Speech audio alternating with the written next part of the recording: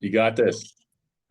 Got it. All right, what's up, everybody? Welcome back to another episode of Wicked Energy with JG. I'm here with my man and fellow Canadian, Marc L'Heureux, founder and lead creator, Monkey. We just gave him that title of Social Octane.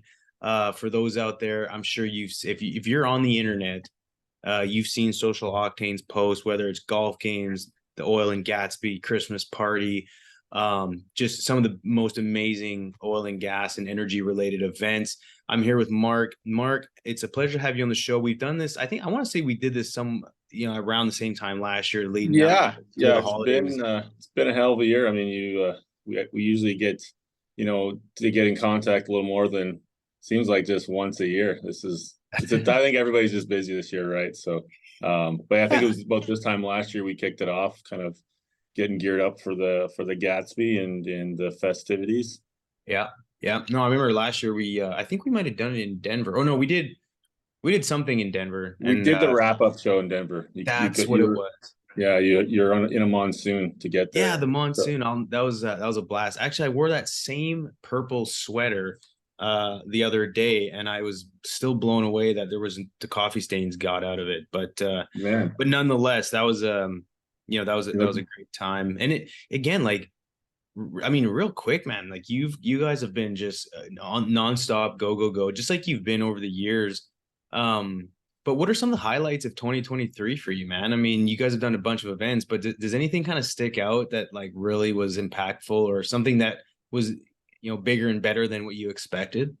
Yeah, I mean, it's such a blur. I think going to out east to Pennsylvania, that was a really cool trip.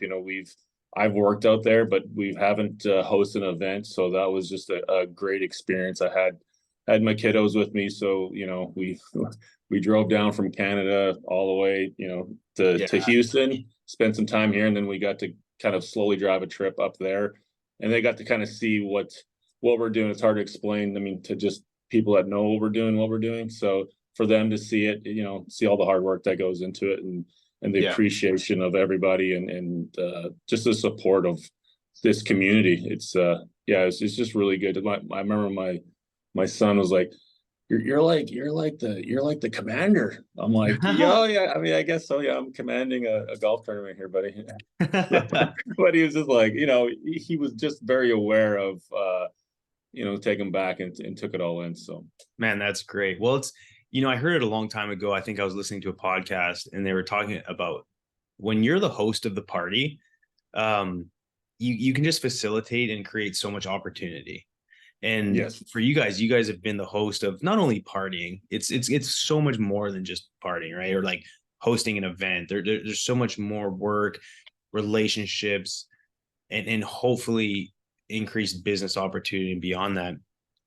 But for those who are listening who maybe are not familiar, I'd love to if you could just start off by introducing yourself real quick, a little bit about yourself and then the origin of Social Octane. And you can do the quick one. And for the listeners, I've had Marc on before. So if you want to kind of get a lot more detail, he's done it before. But for anyone that's kind of new listening, man, just quickly tell us a little bit about yourself and like I said, the origin story of Social Octane and what you guys are doing. yeah. So originally from Canada, got into the oil and gas industry in 2000. Kind of just worked my way up from the back of a wireline truck, actually a slick line truck, and then just kind of stuck to specialty tools, downhole tools, a lot of downhole experience. Got down here in 2006, and I just got to travel the country and see different, not so much cultures, but just the way they do business, do with the oil and gas. It's a lot of different how they do stuff in each area. Coming from Canada, it's definitely a lot different. And then I got into sales, got an opportunity in 2015 when it was kind of the downturn. But I was like, man, if I want to get out of the field, make that step, this is the time to do it. And I could do it while still working in the field, doing some sales, doing some operations. So I was kind of a jack of all trade, master of some. And so I got into that, but I quickly seen that we needed when I went to train in California, I went to Oxnard. And so I noticed myself just kind of talking about, I was almost embarrassed or ashamed, I guess, of the industry in some weird way. But what I come to find out, it's the stuff, the narrative that was been kind of relayed through stuff I like, through fashion, through, sports, music. It was just that constant, narrative. It almost, kind of trips you up a bit. So when I realized that, I was like, man, this industry has everything that they're saying that we don't. We just don't talk about it. And so, and there's a lot of great people that they're into a lot of other stuff. So that's kind of where Oil Connect and and then eventually now Social Octane kind of evolved into, is we just needed to kind of change that narrative. And in my opinion, the only way you can do that is just, through stuff that we're really passionate about. I mean, a lot of these events we do, yeah, it looks like a big party. It is, we have a good time, but the whole goal is just to really create a crazy vibe that we can get some great content. We could promote for our sponsors, Yeah. connect people on a different level because it's like they haven't experienced that before. And then be able to showcase that so that even outside this industry are starting to be like, wow, they're not the big bad wolf like I thought they were. So that's kind of been a big mission of, what we've done, how we've done it through marketing, Yeah. social media, specifically LinkedIn. We focused, I seen something on Gary V shit, probably in 2016, just on LinkedIn is the new kind of Facebook, how it originally was. Yeah. And this is where business will be done, right? So, and for me, it was, LinkedIn's pretty clunky in a lot of ways, but it is pretty powerful on the simplicity of it. So, Yeah. yeah, we really leaned into that, and events get a lot of attention. People like people having a good time. So, yeah, we just leaned into that, and here we are in Houston. COVID Yeah. kind of pushed us out, but the silver lining was we landed here in Texas, and we ain't leaving. Yeah. Well, I would say you guys filled a major gap kind of before others joined the scene. Because I mean, again, Social Octane isn't the only sort of events Mm. company, but you guys have such a unique brand, right? And I think brand is a huge differentiator and a culture that you bring. And like you said, the vibe that you guys bring to your events. But looking at it now, and I mean, you're such a visionary, right? Which I just absolutely admire and love because I'm partially playing that sandbox too, is always thinking bigger and better and in the cloud sometimes, but in a good way. Mhm. What gap do you feel, or what gap do you see now in oil and gas that Social Octane hopes to fill as we move further into this energy evolution?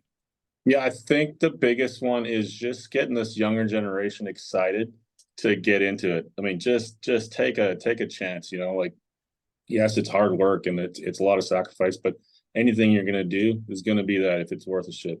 And so that, and then having, you're gonna make some great money doing it, and you're gonna meet some great people, and the opportunities in this industry to me are unlike any. I mean, you can come in without any kind of college degree, good head on your shoulders, good work ethic, and the sky's the limit. So that's a big focus, is how do we, tell this journey of this industry from the old school to where we're at now to the future, that it gets this younger generation excited to get Yeah. into it, and kind of open up those doors, because from technology to innovation to culture, I mean, it's an amazing industry. No, 100%. And so it's interesting. We talk about the younger generation because that I think is so critical, and the branding piece, right? Because when you look at a company like, or even just like the culture aspect, there's the certain generations are attracted to certain things. And so having an idea of what kind of grabs their attention is extremely important. And and for the folks listening, one of the upcoming episodes, I'm having the brand strategist for SLB on, and Right. it's interesting because again, he's been part of this whole branding thing for years, and we started talking about Maciel and Tim because they were good friends. Mhm. And what I admire about Maciel is the way she kind of represents the brand and herself. And to me, it's like she's professional, but yet she does it in a way that, like, if I was, it sounds funny, it's like if I was a younger female, I'd be like, I'd look up to her, right? And I'm sure a Yeah. lot do. And so, kind of turning this back to Social Octane, the reason I say that is like someone like you who has the experience, who's been in the industry, you're kind of my age, but what are you doing to attract the younger generation? And in your events, have you seen over the years, are you pulling in the younger generation, or is it still kind of folks, in their 30s, 40s and up?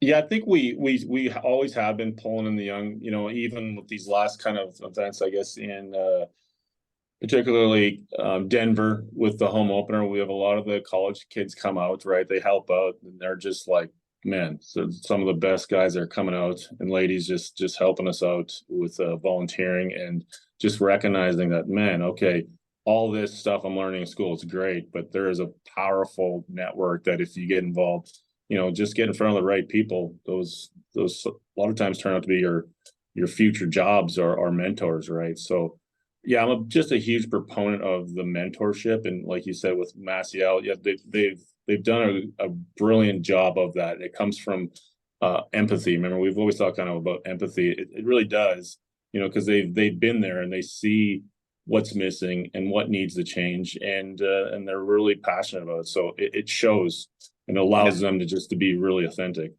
Yeah, no, it does. And again, for so long, how many events have you been to in oil and gas? It's so stuffy and boring, right? And so, like, Yeah, oh, dude. Yeah. I mean, it's and I hate to harp on the events and other events companies, but it's literally painful sometimes for me, as I know everybody's putting a lot of work in, but a lot of things they're missing as far as creating that experience and that vibe. And you got to have some kind of a hip factor to get this younger generation a little bit be locked in on it, right? yeah. So And I think there's a place for all of it to exist, right? I don't think it's a totally. game of this event or that event type. I think it's a game of and so Oh, big you know time. what And I that's mean? kind Like, of where we want to be in a position, is not, not being cocky or that, but be of service and take what we've built and now offer that kind of as a service for, say, even these organizations, where the big challenge I see with them is that since it's a volunteer base, they go through a lot of turnover. And so yeah, they don't really have any standards, or one year they might just have a super team. So the events are good, the marketing's great, and the next year they're shifted on, right? Or some people are just there just for the networking, and you got 20 people on a committee, and there's two people doing the work.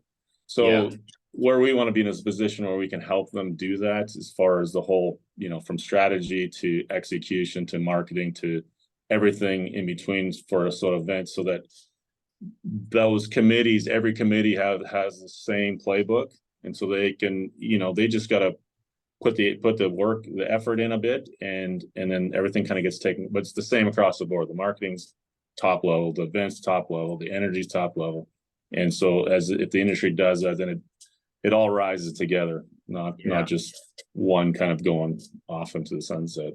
Yeah, So no, that's exactly, because if everyone tried to do the social octane style, it just wouldn't work, right? So it's hard. It's and we know how hard it is and how much goes into it. And it's, I think I don't know. My feeling is people think we make a ton of money. We don't. Like we're basically been, breaking even since we started.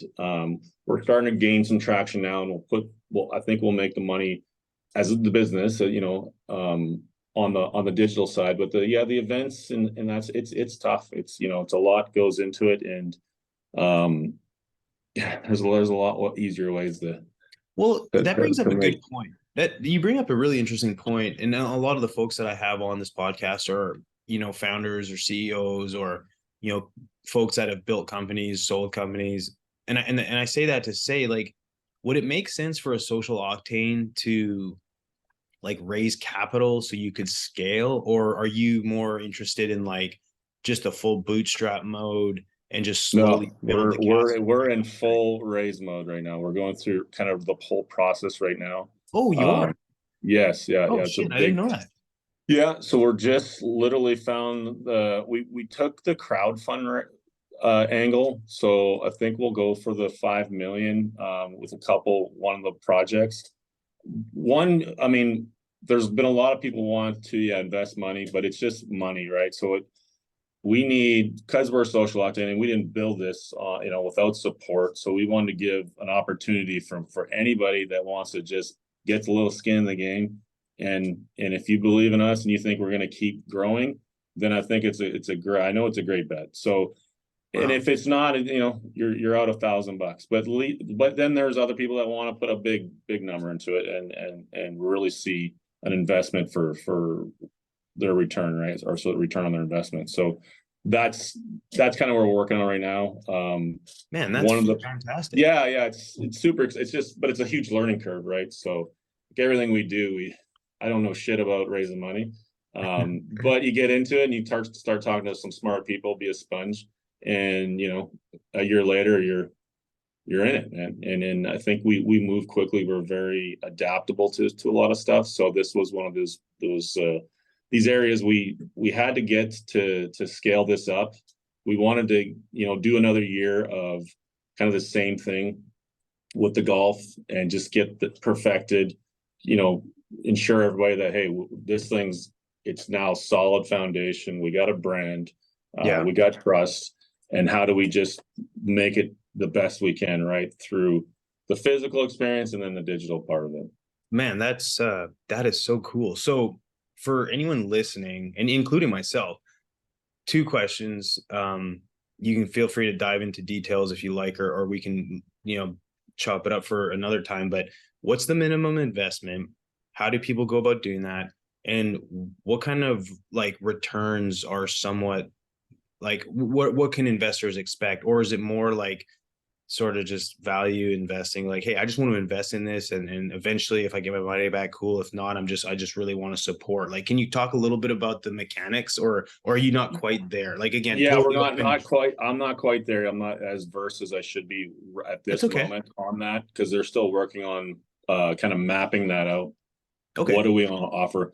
The problem with us is we got so many ideas on how instead of we just got to simplify what we want to do. And so the big one that I've always wanted to do, and I think that's we're gonna build it around. It's called the Collab.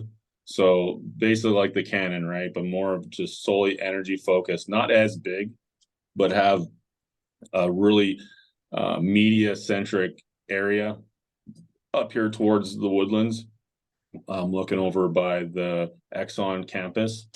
So, and kind of a mini energy hub, right? So where we can collaborate, people can come in, they can do all their media, they can have Yeah. office space. Well, Dude. it's basically a huge networking events in the back. So if we want to host, or anybody wants to host kind of a 2-day conference, it's set up for that. It's all built with screens. It's all ready to go, right? Plus Yeah. office. So that's kind of the nucleus of it, and we'll build around that. And then the digital part kind of plays on top of it. Is we're hopefully by the Gatsby we can present what's happened. So, Dude, and that's it's ridiculous. man, So that's so cool. then That's when you merge those two, the value we can give for basically such a low cost, it's hard not to kind of get into it and absorb what we have to offer, right? So yeah. yeah, and it's just all kind of for everybody to just elevate, both in their networking space and their education, how they speak on this industry. Yeah, how do you grow your business? Well, one thing I would suggest is you better scoop up some land before Exxon buys the Woodlands to house all these pioneer people that just got. Yeah, it's funny. I thought that your post this morning. I'm like, son of a bitch, like, because yeah, oh man. But I mean, if that doesn't happen, there's other spots. We just been looking at this one. It's a lot bigger than we need, but we've been working with a developer that is interested in kind of buying and selling off a Porsche to us. So Wow. we'll see where it goes. I mean, it's all a huge, yeah, like I said, it's a huge learning curve for us. But once we get going and the wheels start rolling, it's on. Man, that is I love to hear it. You guys are, again, if for as long as I've known you, you guys have always had so many amazing plans in place, and it takes time, right? So Man, I it's such a it's so time is patience, man. It's like, yeah, actually, the more patient I am, and more like, you know what, it'll happen. You just keep working towards that goal, it'll happen. And sometimes patience or setbacks actually are a blessing because a year later, you're like, well, it just wasn't supposed to happen then. We did, we just were not ready. So That's true. I want to pivot and talk a little bit. I'm curious from your standpoint. Can you share any stories that like from one of your events that led to any like significant industry collaborations, or someone, a company that sponsored it was able to do business? Can you like, are there any kind of cool success stories that you've had as like being the host of the party that led to something maybe greater that you didn't anticipate? Yeah, I think, we've actually done a terrible job at telling this part of it, because there's been so many incidences just with people getting jobs, or Wow. hey man, you led me towards this person. This was unreal. It changed their business, right? Um, and then, people that have stuck with us, one in particular, like Petrosite, the success of Petrosite in a short amount of time, and the understanding of a Christian, because I think he got a lot of flack from Canada, because I feel like in this kind of networking and branding space and connecting, they're a little bit behind, little old school. I think they're starting to move quickly on and recognizing that this is it's a valuable tool. But he was on board very quickly, and he was kind of one of our first clients. We had a small marketing agency back in the day, and so we helped him with his marketing.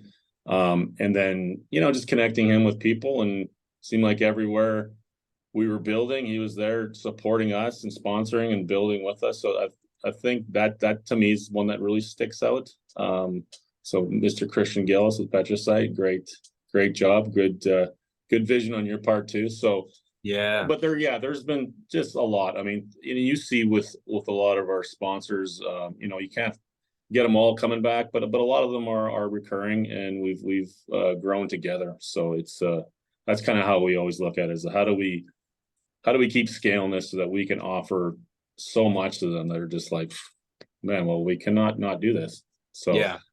that's kind of the goal, and but it doesn't go that way unless you're willing to push the boundaries, and okay, well, that's going to work, we can do that one, no, we're going to lose our ass doing that. So you're adjusting all the time and figuring out. Now with the AI stuff, I think a lot of our challenges to scaling, this is going to really help us do a lot with a lot less. So Wow. Are there any particular tools or technologies that you've adopted to help either with the execution piece? Because a lot of what you guys do is produce content around your events and around what you're doing. And I mean, content for a long time has been king, and oil and gas over the last, call it 6 years, has now finally adopted the content. And I think there's still a lot of room for improvement. But I mean, are there sort of any tools that if someone out there is like, I just don't know where to start with this AI stuff, I want to create content, I want to market around some things, like what tools have you found to be like super helpful? well, I wish that we, when this dropped, say, I guess last January, um we should have just took a month off and just reset everything, like, because it was so powerful that it's like, hey, let's just rejig everything and build this from the ground up with AI.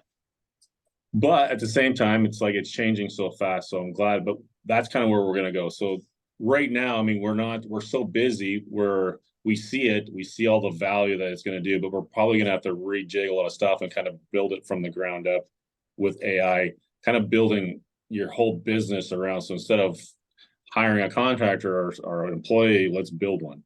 Let's build that person that knows, or that whatever AI. Yeah. So that's kind of where but I mean, Chat GPT, I mean, I use that every day now. It's an incredible, because I got a lot of ideas going through, or a spin on something, or a spin on an idea that's out there, that now I can just take that idea, type it in, and because I barely graduated high school, so I can't really, there's a lot of spelling mistakes. So, and grammar, right? I'm surprised we built a media business with my typing.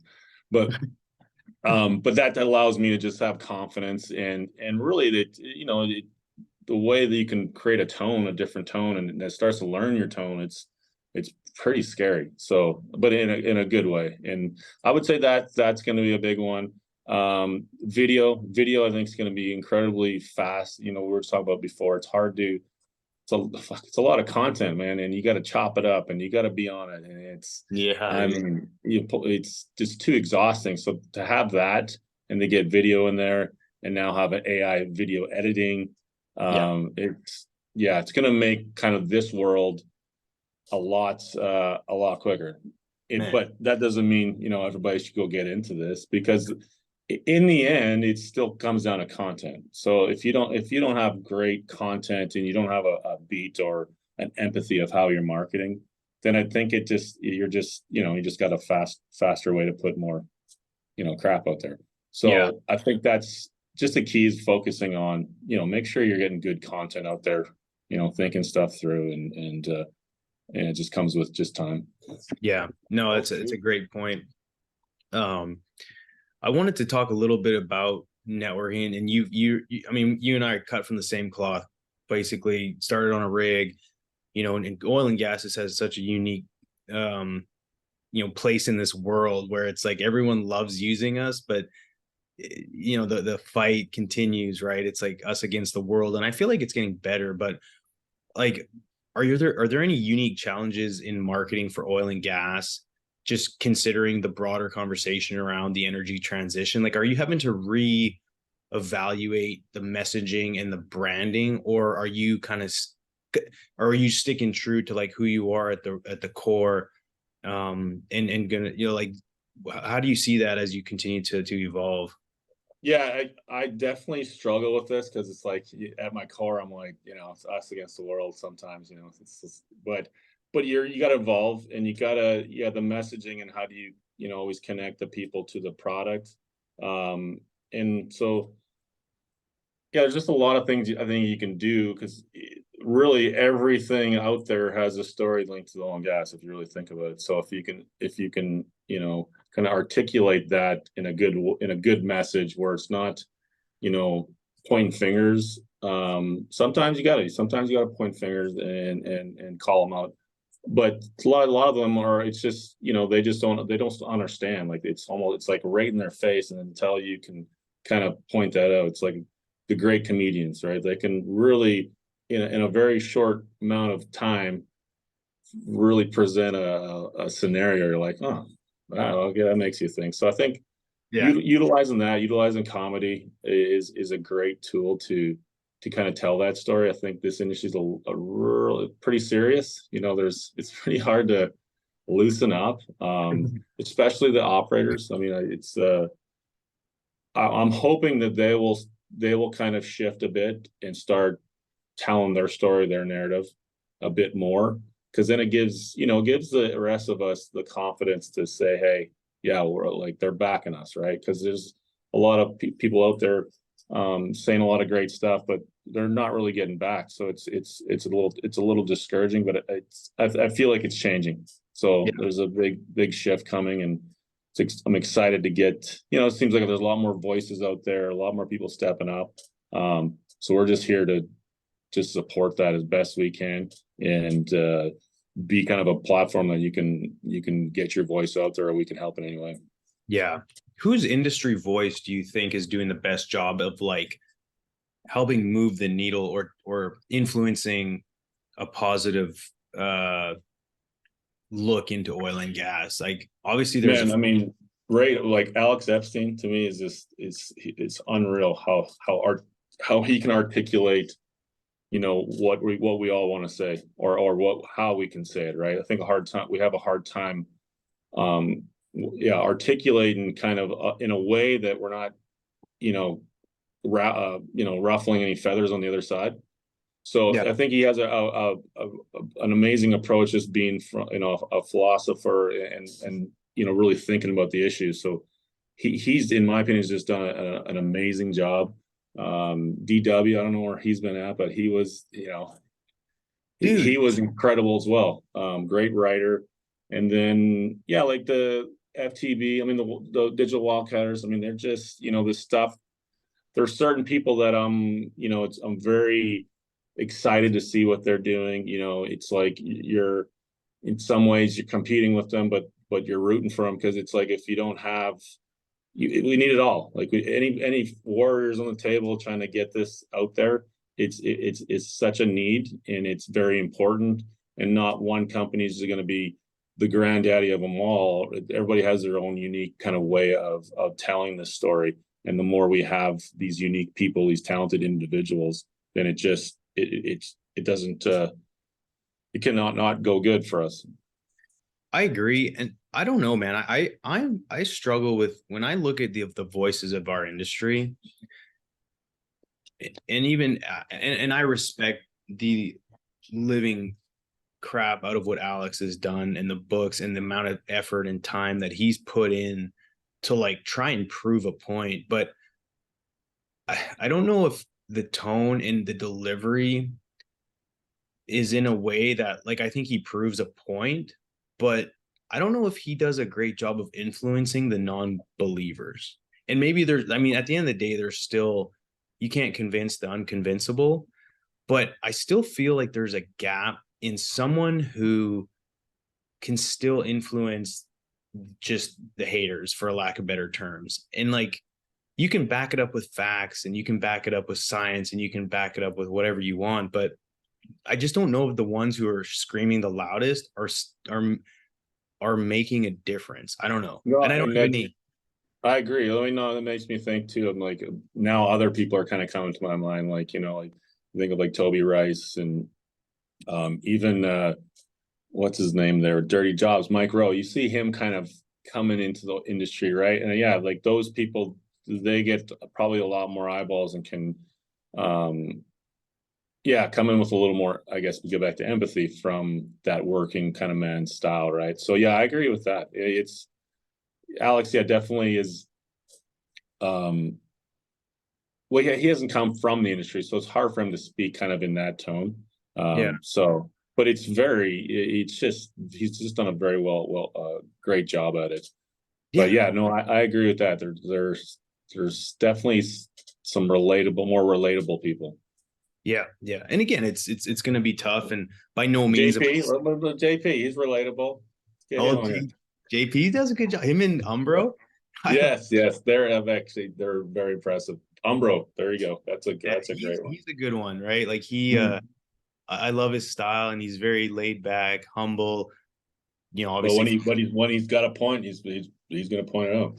yeah, no, he's a beauty. Again, there's I think it requires all types. But I love to see more and more people, have their voice and try to use it to help influence just the broader public. Um, and for many reasons, besides at the end of the day, we need to maintain our energy security. And when we vote against that unknowingly, it can create bigger problems in the future. But I don't want to get into politics or anything like that. We got a big election coming up. Obviously, I've got my popcorn ready Yeah. for the next year to see how this all plays out. But one guy who's really, really, really impressed me is Vivek Ramaswamy. Yes. Yeah, He's a no, beauty. I agree. He's Yeah. sharp and the way he delivers, man. It's like anybody asks him a question, he's got it like He's immediately. dialed, man. I actually reached out. So I want to give a shout out to not Ryan Walker. Golly. Oh, it's gonna drive me nuts now. I'm forgetting. Anyway, a gentleman who I've had on the podcast, he's up in DC. Well, he knows their public relations people. Yeah. And he actually made an introduction and I started talking to him before the first debate. And Vivek was gonna come on my podcast, but then Oh wow. yeah, and I'm still in talks with him, but now that he's becoming so popular, the email responses are not quite as much as they were in the past, but I'm still gonna fight like hell to try and get him on because it'd be cool because like I'm really curious to dive into more of his like energy policy and how just his view, and especially coming from the generation, I think he's 38 years old. He can kind of speak, he grew up in the 80s and 90s like us. uh Yeah. so it's cool. I'd love to hear his take on so many Well, different. and I come across him with actually watching Alex's stuff. So it's just and he Oh, takes a lot of talking points from Alex's book and the talking points, and he has that personality to kind of maybe relay it to to the people a little bit better. But yeah, a lot of it's right out of Alex's kind of everything that he's been writing right. That's on interesting. energy and I energy didn't know that policy. Alex. Okay, that's interesting. I was trying to find the name of the gentleman that I was referencing. So big apologies there. I got a terrible memory when it comes to that. But Nah, nonetheless, uh, too many names, man.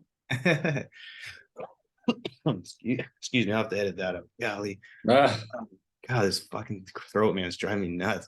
Um, all right, so Mark, real quick, can you share what if people are interested? Actually, right now we're recording this, it's October. Give us the rundown on the events leading up to 2024, and then kind of going from 2024 into the year, what some events coming up, and then what we'll do is share where to find out more information and all that. But yeah, give us kind of the agenda for the next 6-8 months. yeah, so I guess 6 8 months. We to finish this year off, we have the Oklahoma City Golf Games in OKC. So this is our second year there. Last year was just fantastic. I got a lot of roots there. That was the first place I landed when I got to the U.S. and both kiddos were born there. I mean, just life really shifted there, right? So a lot of good friends, a lot of good memories, and it's just there's something special there in Oklahoma with everybody around. So Yeah. that's November 2nd. So we're excited to get back. We changed courses. It was kind of a little bit of a run around on the courses this year, but we are at Lincoln Park, and so they're excited to have us. We're excited to be there. And then right a month after that, we have the finale of the Oil Gatsby at the Astorian on December 1st. So that'll be our third annual charity ball with the Red M movement and Next Gen trades. So we're just super excited. We've got some big sponsors that come on board. So it's definitely, we've had a better runway this year on that one. So, usually we're just taking on too much. We didn't do the three flags this year just because it just kind of hurt this event where we didn't have enough runway. So, and then we roll into the new year. We'll slow down just a bit on the events next year, and so we're really leaning into the digital side with the release of this new platform, and then the collab project. So we just got a lot of things going on that we got to focus on. So we'll probably just do the 4 golf tournaments. We'll do the home opener. And then probably we had a kind of a conference plan, but we just had to shift gears. The events, which they're wonderful, it's very time consuming, and being on the road that long, it's tough on trying to keep the train on the tracks. So I find when we're settled here in Houston for long stretches, we just accomplish so much more. So just kind of pivoting a bit, right? And then probably the next year we'll relaunch them again and form, committees, and let different areas just take the golf games on, and just kind of, here's the idea and the concept, and then give her. That's so, yeah, man. I get it. When you try and do too much, sometimes you can kind of, I don't know. Again, I've never been in your shoes. I'm not in the event space, but I could just imagine, unless you've got a full events team to where you can stay dialed in and keep building in the background, I could just see that being exhausting, man.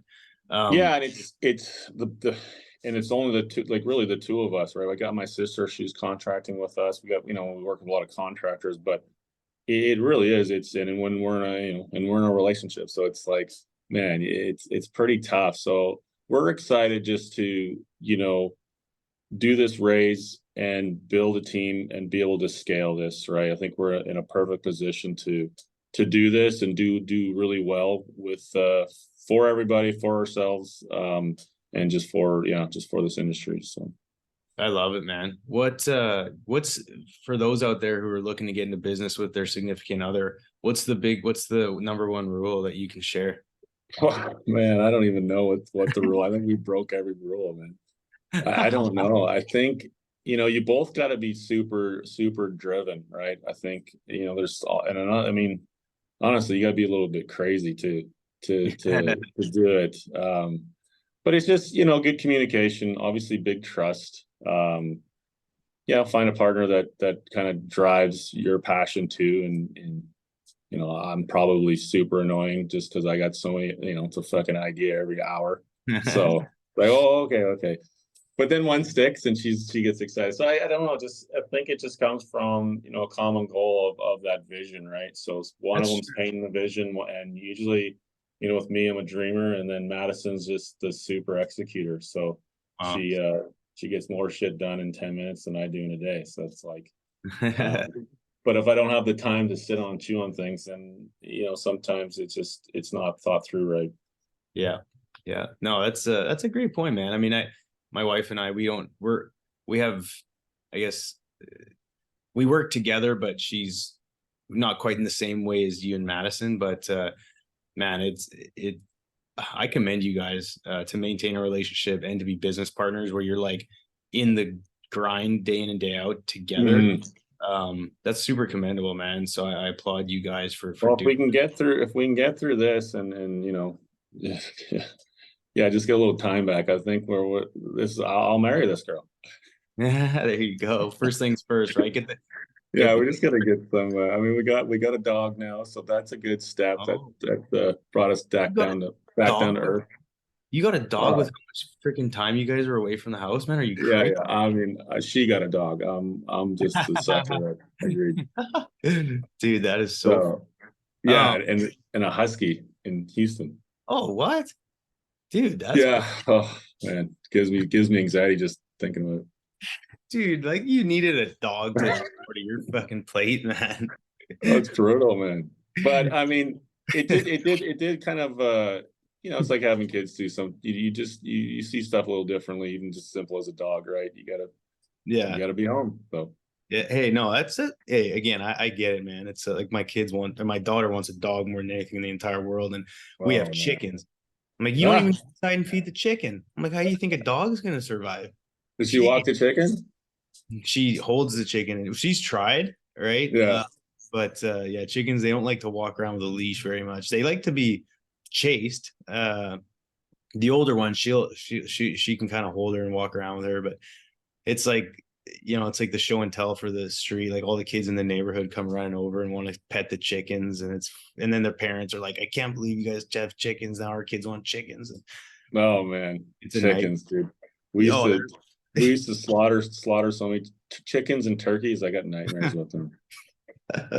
oh man, bro. So last to close out, I'm super curious, man. Like again, you're such a visionary.